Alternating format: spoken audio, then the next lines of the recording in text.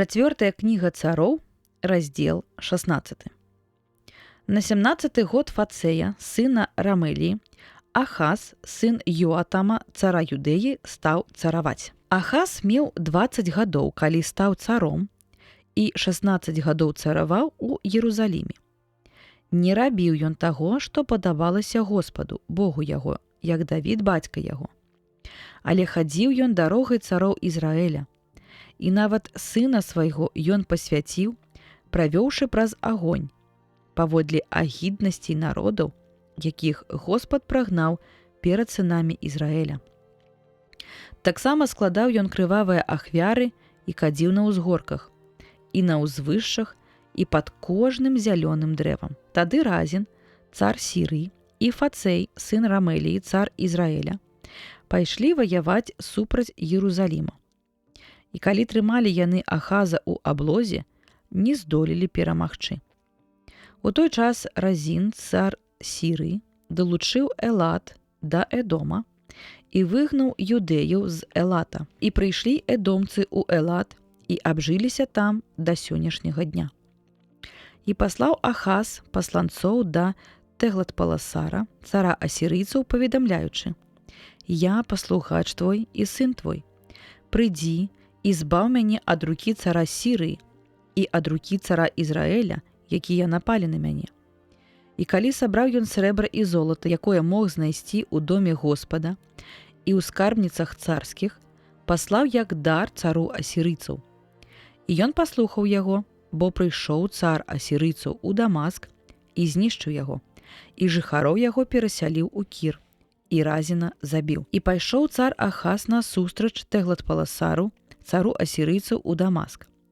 І калі убачыў ахвярнік у Дамаску, тады цар Ахаз пераслаў святару Урыі выяву яго і ўзор усёй яго пабудовы.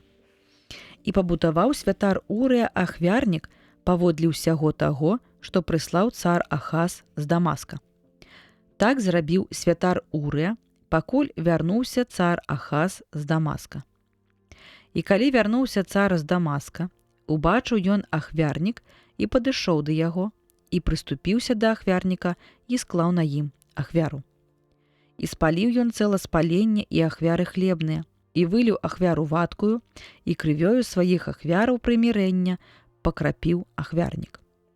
А медны ахвярнік, які стаяў перад Господам, ён перанёс з пярэдняга боку святыні і з месца паміж ахвярнікам і святыняй Господа і паставіў яго побач з ахвярнікам на паўночным баку.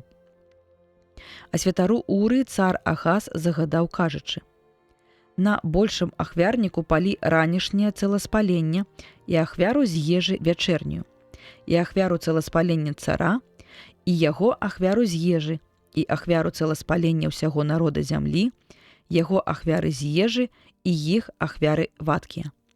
І вылівай на яго ўсю кроў ахвяр цэласпалення і ўсю кроў ахвяр крывавых. А ахвярнік медны будзе ў маім распараджэнні». Такім чынам святар Урыя споўніў усё, што яму загадаў цар Ахаз.